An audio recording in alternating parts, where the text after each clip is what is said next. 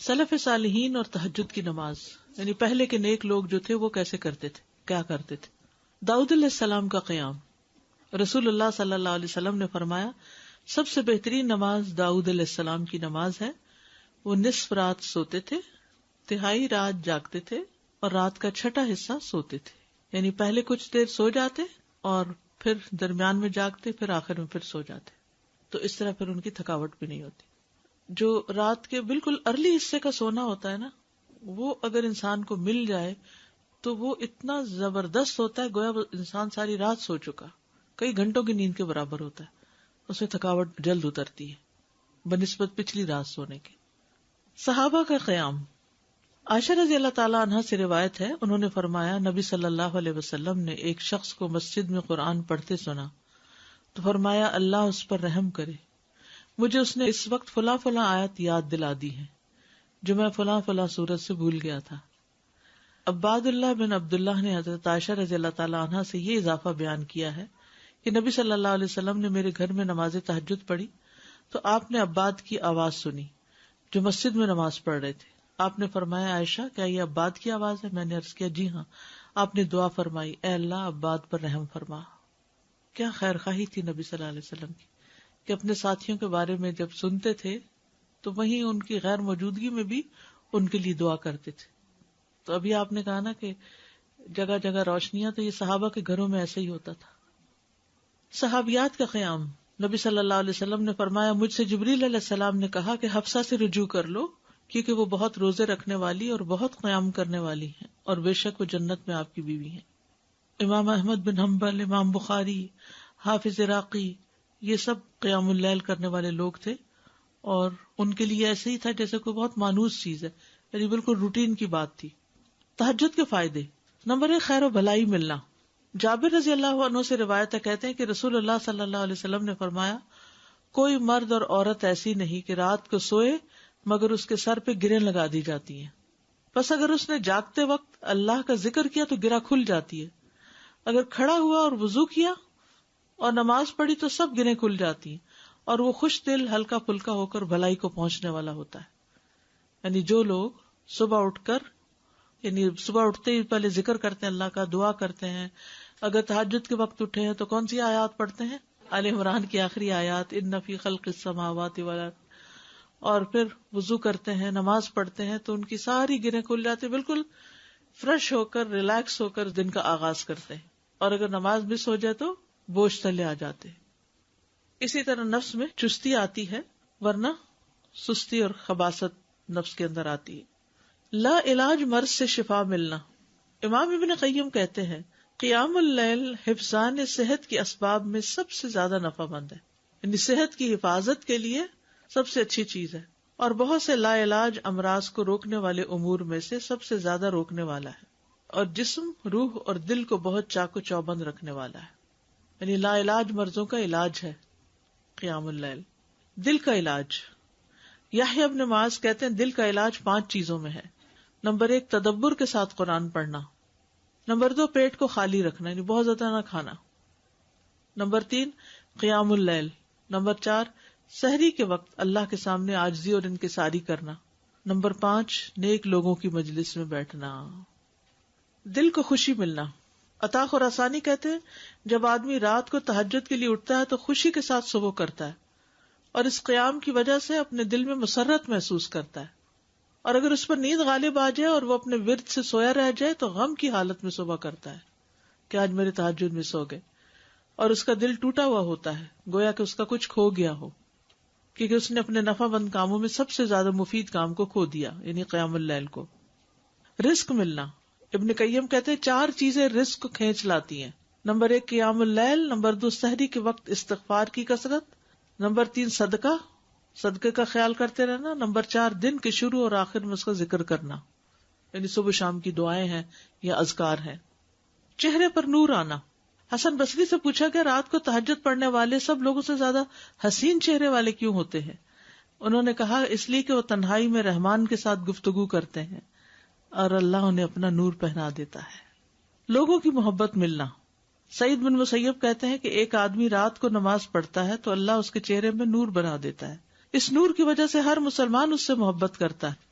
جب اس کو ایسا شخص دیکھتا ہے جس نے اسے پہلے نہیں دیکھا ہوتا تو وہ کہتا ہے بے شک مجھے اس آدمی سے محبت ہے، یعنی دیکھتے ہی اس کے دل میں اس کی محبت آتی ہے. کوئی ایک فائدہ بتائیے مجھے، کیا فائدہ تہجد پڑھنے کا؟ خوشی ملنا، دل کا علاج، لا علاج مرضوں سے حفاظت، رزق ملنا، یس، نفس میں چستی آنا، لوگوں کی محبت ملنا. مجھے ایسے لگتا ہے میں جب سے قرآن کے ساتھ جڑی ہوں مجھے بہت سارے لوگوں کی محبت جو ہے ملی ہے. میں جن کو فرسٹ ٹائم بھی ملتی ہوں وہ بھی اتنے پیار سے ملتے ہیں، دوبارہ پوچھتے ہیں حال احوال. اور اسی طرح میری جاب پہ بھی لوگوں سے جھگڑا رہتا تھا، اور اس کے بعد میں اس طریقے سے سوچتی تھی کہ نہیں اب میں قرآن پڑھتی ہوں اور رات کو قیام کرتی ہوں. اس وجہ سے یہ میرے ساتھ اچھا آسانیاں ہو گئی الحمدللہ. اصل میں ان دو چیزوں سے اپنے مزاج میں بھی بڑا فرق آتا ہے، یعنی ہم بھی بدلتے جس سے لوگوں کا رویہ بھی بدل جاتا ہے، چڑچڑا پن دور ہوتا ہے، برداشت پیدا ہوتی ہے. تو جس میں برداشت پیدا ہو جائے تو پھر بہت سے اس کے دوست بن جاتے ہیں. سادہ جب سے قرآن کے اسٹوڈنٹ بنے نا تو یہ پتا چلا کہ یہ بہترین وقت ہوتا ہے اپنے سبق کو یاد کرنے کا اور اس پہ غور و فکر کرنے کا. بالکل. جب سے یہ شروع کیا ہے یہاں بھی آنا اور یہ تہجد پڑھنا، احساس ہوتا ہے کہ صرف اور صرف یہی وقت ہے جو میں نے صرف اپنے لیے استعمال کیا اور فائدہ مند ہے. واقعی بالکل صحیح کہا کہ یہ میرا وقت ہے میرے رب کے ساتھ، مائی اون ٹائم. ابھی جو فائدہ آپ نے تہجد کا بتایا اس میں یہ انرجی آتی ہے، چستی آتی ہے. کیسے کیسے انرجی ڈرنکس آ رہے ہیں اور کس کس طرح لوگ ہر ایک دفعہ بس ڈاکٹر سے یہی کہہ رہے ہیں کہ بس I have lack of energy, energy نہیں ہے.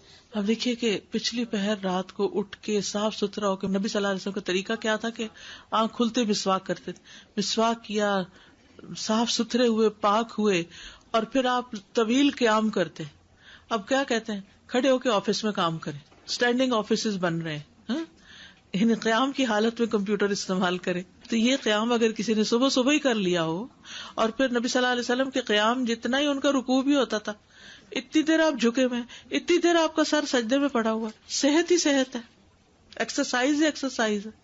فجر سے تھوڑی دیر پہلے اٹھ کے قیام کرنا، میں نے کسی لیکچر میں یہ سنا تھا کہ مطلب ٹھیک ہے آپ یہ تو کرتے ہیں لیکن یہ بیسیکلی وہ قیام اللیل نہیں ہے، یہ کچھ اور ہی چیز ہے. نہیں ایسا کچھ نہیں. دیکھیے یہ اور کیا ہے، مطلب ان کا کہنے کا مطلب یہ تھا کہ ہم جیسے یہ سست لوگوں کے لیے ہے کہ اچھا چلو فجر سے ذرا سا پہلے اٹھ کے کر لیا، ورنہ بیسیکلی رات کی ڈیپ میں اٹھیں اور اس وقت کریں. وہ تو بالکل ٹھیک ہے. جیسے بہترین قیام جو ہے وہ داؤد علیہ السلام کا ہے، جو اٹھتے تھے پھر پڑھتے تھے پھر لیٹ جاتے تھے، آدھی رات کے بعد اٹھتے تھے، پھر ایک تہائی کے بعد پھر وہ چھٹا حصہ جو تھا پھر دوبارہ سو جاتے تھے. لیکن یہ کہ عشاء کے ساتھ بھی ایکسٹرا نوافل سے بھی چاہے نہ بھی سوئے ہوں وہ بھی قیام ہوتا ہے. یعنی رات کے نوافل چاہے اول حصے میں پڑھ لیں، چاہے درمیان میں، چاہے آخر میں.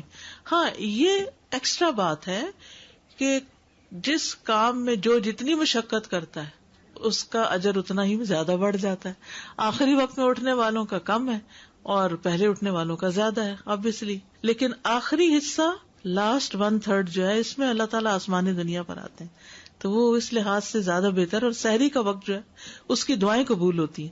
تو اس لیے اس وقت کو یہ نہیں سمجھنا چاہیے کہ یہ صرف سستی کا وقت ہے، بلکہ بڑے اجر کا وقت بھی ہے. اور پھر یہ جو ہم کہتے ہیں نا کسی کو چلو 10 منٹ پہلے اٹھ کے پڑھ لو، یہ صرف اس لیے کہتے ہیں کہ ایک دو پڑھیں گے مزہ آئے گا، پھر 10 کے وہ پیچھے اور 10 چلے جائیں گے.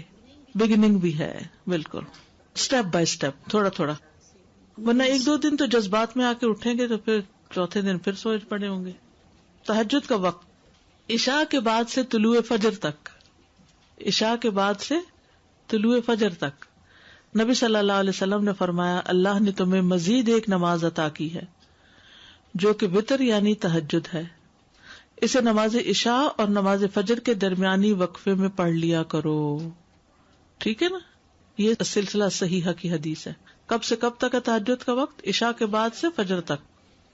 اٹھنے کا بہترین وقت مسند احمد کی روایت ہے، ابو مسلم سے روایت ہے کہ میں نے ابو ذر رضی اللہ عنہ سے پوچھا رات کے کس حصے میں قیام کرنا سب سے افضل ہے؟ ابو ذر رضی اللہ عنہ نے کہا میں نے بھی رسول اللہ صلی اللہ علیہ وسلم سے اسی طرح سوال کیا تھا جس طرح تم نے مجھ سے کیا.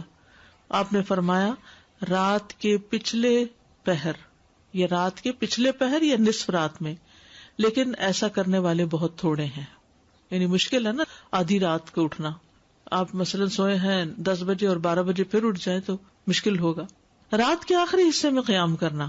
جابر رضی اللہ عنہ سے روایت ہے, انہوں نے کہا میں نے نبی صلی اللہ علیہ وسلم کو فرماتے ہوئے سنا, تم میں سے جسے یہ خدشہ ہو کہ وہ رات کے آخر میں نہیں اٹھ سکے گا تو وہ وتر پڑھ لے پھر سو جائے, اور جسے رات کے قیام کا یقین ہو وہ رات کے آخر میں وتر پڑھے, کیونکہ رات کے آخری حصے میں قرات کے وقت حاضری دی جاتی ہے اور یہ بہتر ہے.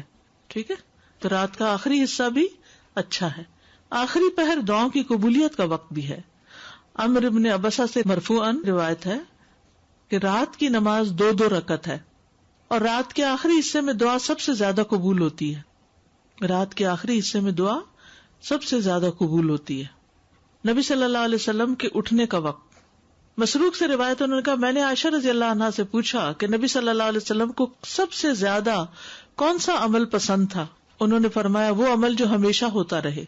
میں نے کہا آپ رات کو کب اٹھتے تھے؟ انہوں نے فرمایا جب مرغ کی آواز سنتے تو اٹھ جاتے. اب دیکھیے اس کو گھڑیاں نہیں تھی, لیکن اللہ نے نیچرلی یعنی کہ ایک وقت تہجد کا جو تھا اس میں مرغ اذان دیتا ہے تو وہ بھی ایک الارم کی طرح ہے. آپ کو پتہ ہے کراچی کا تو کچھ نہ کچھ ہے, اس لیے کہ فرسٹ ٹائم کراچی میں میرے ساتھ یہ ایکسپیرینس ہوا کہ رات کے وقت کبے بول رہے ہیں, رات کے وقت کبے بول رہے تھے. یہ فرسٹ ٹائم میں نے دیکھا تو میں نے کہا یہ کیا ہوا ہے, یعنی میں پریشان ہو گئی جب شروع میں گئی وہاں کہ یہ کیا ہو رہا ہے. پھر مجھے سمجھ میں آیا کہ یہاں کراچی میں تو ساری رات ٹریفک چل رہی ہوتی ہے اور لوگ جاگ رہے ہوتے ہیں, کہ کراچی میں لوگ رات کو زیادہ جاگتے ہیں, تو وہ پھر کبھی بھی جاگنے لگ گئے. کھانا ملتا ہے, بالکل کھانا بھی ملتا ہے. اب دیکھیں ریسٹورینٹس کے باہر وہ پرندے اڑ کے رات کے وقت آ کے بیٹھ کے جاتے ہیں, کیونکہ دن کو وہ سب بند پڑا ہوتا ہے بےچارے, ان کا رزق بھی رات کو کھلتا ہے. ان کا یعنی کہ وہ سارا سسٹم ڈسٹرب ہو چکا ہے, جیسے انسان ڈسٹرب ہو گئے تو پرندے بھی ڈسٹرب ہو گئے. حضرت عائشہ سے روایتیں فرماتی ہیں آپ صلی اللہ علیہ وسلم شروع رات میں سوتے اور آخر رات میں بیدار ہو کر تہجد کی نماز پڑھتے. نبی صلی اللہ علیہ وسلم کا نصف رات کو اٹھنا, آدھی رات کو, یہ وہ حضرت ابن عباس والی روایت ہے جس میں ابن عباس آپ صلی اللہ علیہ وسلم کے گھر میں آ کر رکے تھے اور پھر جب آدھی رات گزر گئی تو آپ بیدار ہو کر تہجد پڑھنے لگے. نبی صلی اللہ علیہ وسلم کا سحری سے قبل نماز سے فارغ ہونا. حضرت عائشہ کہتی ہیں کہ جب سحری کا وقت ہوتا تو میں نبی صلی اللہ علیہ وسلم کو اپنے پاس سویا ہوا ہی پاتی, یعنی آپ تہجد پڑھ کے دوبارہ سو جاتے تھے. حضرت عائشہ سے روایت بیان کرتی ہیں کہ بلا شبہ اللہ عز و جل رسول اللہ صلی اللہ علیہ وسلم کو رات میں جگا دیتے, چنانچہ صبح نہ ہو پاتی کہ آپ اپنے معمول کی عبادت سے فارغ ہو چکے ہوتے تھے. یہاں تک کوئی بات کرنا چاہیں؟ السلام علیکم استاذہ. کل میں نے کسی کے یہاں سنا تھا کہ وہ فیض سید کا لیکچر تھا, تو کہہ رہے تھے کہ میں جب کہیں سفر سے واپس آ رہے تھے تو دیکھا تو پہلے میں ہندوؤں کے محلے سے گزرا تو رات کو سارے بتیاں بند تھی, سب کچھ خاموشی تھی, کیونکہ انڈیا میں الگ الگ محلے ہوتے ہیں. تو پھر جب مسلمانوں کے ایریا سے گزرا تو بولے وہاں سب اتنی چہل پہل تھی اور اتنا ہنگامہ تھا, کھانے وہ ہو رہے ہیں. تو بولے میں نے جا کے دکان والوں سے کہا کہ آپ لوگ یہ کیا کر رہے ہیں, جا کے سو جائیں, اور دوسرے دن دیکھیں 2 دن لوگ نہیں آئیں گے اور بعد میں آ جائیں گے. تو کہنے لگے کہ نہیں یہی تو کمائی کا وقت ہوتا ہے, ہمارے لوگ تو اسی وقت تو آتے ہیں. تو بولے یہ فرق ہو گیا ہے ہمارے میں, اور جبکہ ہم کو رات کو سونے کا حکم ہے. جب ہم یہاں پر کسی کو تہجد کی بات بتاتے ہیں یا مردوں میں خاص طور پہ بات ہوتی تو کہتے ہیں کیا آپ چاہتے ہو ہم سارا کام چھوڑ کے بس نمازیں ہی پڑھتے رہیں؟ اگر ہم رات کو اٹھیں گے, پھر صبح اٹھیں گے, پھر اشراق پڑھیں گے, پھر واپس ظہر کی ٹائم آ جائے گی, تو پھر عصر, پھر مغرب, آپ کہاں کریں گے؟ یہی تو آپ کے ریلیکس ہونے کا ٹائم ہے. اگر یہ کرتے رہیں گے تو ساری ٹینشن دور ہو جائیں گی. آپ دیکھیں نا, نماز کیا ہے, دراصل کام میں بریک دیتی ہے آپ کو. ٹھیک ہے, تو باقی 5 تو کہتے ہیں ٹھیک ہے, بولتے ہیں رات میں بھی ہم اٹھیں تو پھر تو ہم ریٹائرمنٹ لے کے گھر ہی بیٹھ جائیں. دیکھیے ایسے لوگ بھی موجود ہیں کہ جو کام بھی کرتے ہیں اور اللہ ان کو توفیق دیتا ہے تو یہ کچھ بھی کر لیتے, تھوڑا وقت نکال لیتے ہیں. اللہ سبحانہ تعالیٰ کی توفیق سے ہی سارے نیکی کے کام ہوتے ہیں. اللہ ہم سب کو توفیق دے. اصل میں اس میں طبیعتیں مختلف ہیں نا. کچھ لوگوں کی نیند پوری نہ ہو تو انہیں بلڈ پریشر ہائی ہو جاتا ہے. کچھ لوگ ایسے ہیں کہ جن کو دن میں تھکا دینے والا کام ہوتا ہے تو ان کو رات کی نیند چاہیے ہی چاہیے ہوتی ہے جسم کی مرمت کے لیے. تو اس میں پھر ان کا اجر کسی اور چیز میں لکھا ہوتا ہے. ہو سکتا ہے وہ صدقہ خیرات بہت کرتے ہوں, ہو سکتا ہے وہ دوسروں کے کام بہت آتے ہوں. تو اللہ نے مختلف لوگوں کے حصے میں مختلف نیکیاں لکھی ہیں.